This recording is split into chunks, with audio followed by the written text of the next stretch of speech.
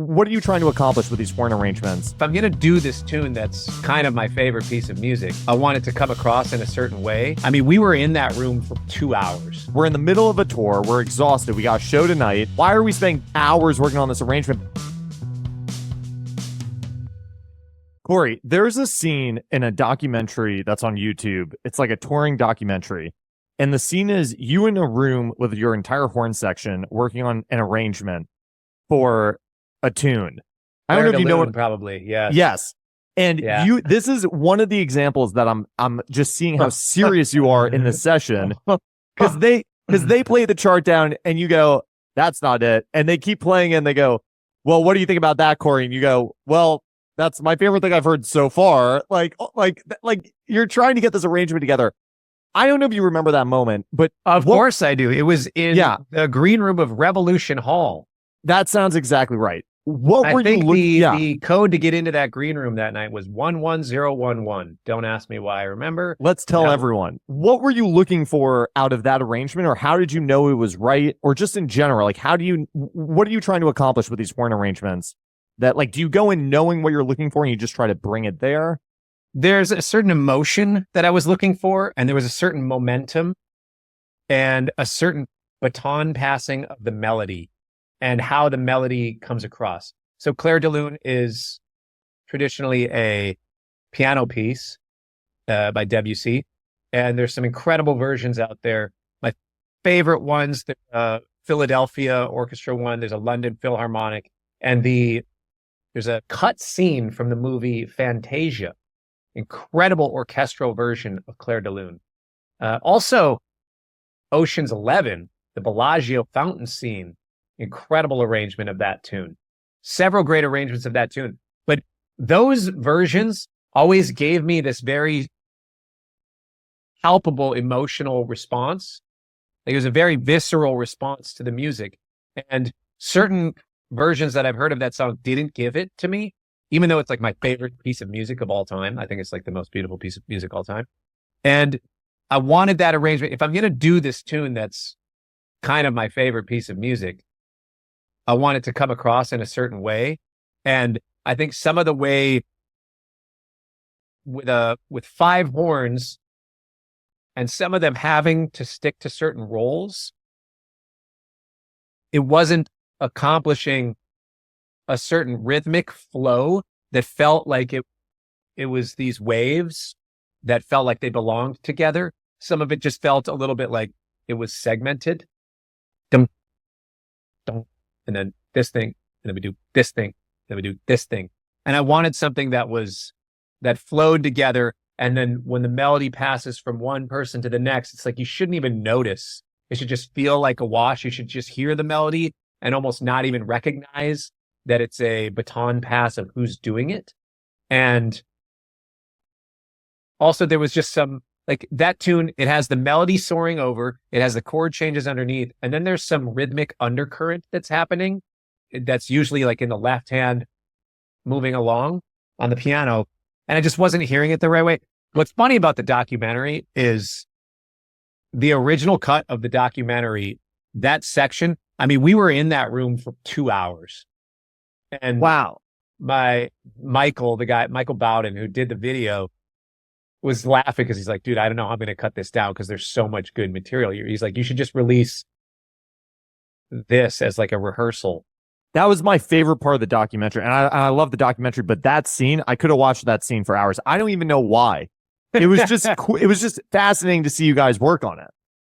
Yeah. And I mean, part of it, some of the way that we're talking in the documentary I'm speaking a little elusive, and I'm not being very directional, or not being actually very helpful in saying what I'm looking for or not looking for. In the room, I was saying very specific things like, oh, this triplet line doesn't feel like it has the right momentum if it's coming out of this 8th note line, or let's be a little more diligent in the time rather than having more of a rubato thing, have it feel a little more in time on this measure, and then this thing, change it to an 8th note, but just a kind of relaxed 8th note thing.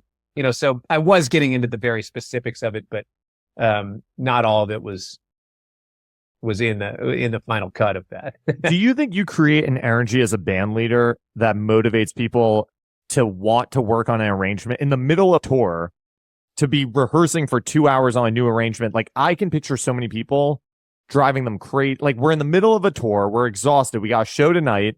Why are we spending hours working on this arrangement? But everyone in that room seemed motivated to want to get it right. Do you think that's because they want to please your intensity and devotion to it? Like, is it something that you bring as a band leader that you think motivates people to want to spend so much time on an arrangement like that? Or maybe they were pissed. I don't know. It would be lovely for me to be able to say, oh, yes, they love my artistry and my blah, blah, blah. And oh, yeah, they want to make sure that I'm so satisfied. Yeah, that would be cute to say. But I think the reality is any good band leader, any good producer of an album is also a very good casting director. And part of my job as a band leader is to be a casting director of people who are going to have a dedication to excellence in their craft and are going to want to, if they're going to do something, they want to do it the absolute best that they can and at the highest level, arguably, that is existing in music today. And fortunately, I have a horn arranger in my band, Michael Nelson, who is a brilliant arranger. I mean, all the dope Prince horn arrangements you've heard. I mean, that's how I found these cats, is through the Prince camp, so Michael's done insane horn arrangements all around, and he's very meticulous. He's very, very meticulous. And that's because he has a dedication to the music, and it's not just to piss off the other horn players. We will be in the middle of a tour, and he's like, we were playing this last night, and something about this voicing didn't feel right. I made it, update your iPads. There's a new chart in the Dropbox.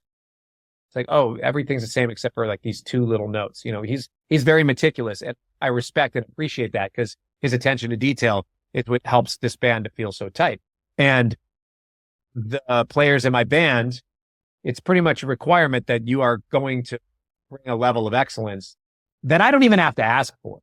That the cast just want to do the best thing that they can for the music and get excited by feeling like they're absolutely nailing something at the highest level.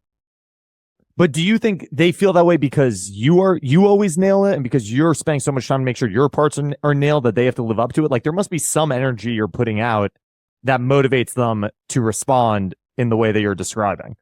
Yeah, I think any good leader needs to not just say, oh, you guys do this, and then I slough off. I am harder on myself than I am on them. And I don't always verbalize it, but I definitely, I'm okay acknowledging it, and there's certain things that I'm aware of in my playing that are very easy for me. And there's certain things that are harder, and certain things that I'm just not the right person for, and certain things that I am.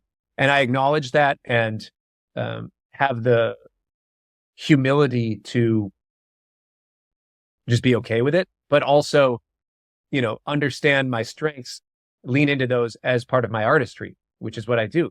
So I think having that sort of mindset and holding myself to a certain standard, absolutely, kind of goes without saying.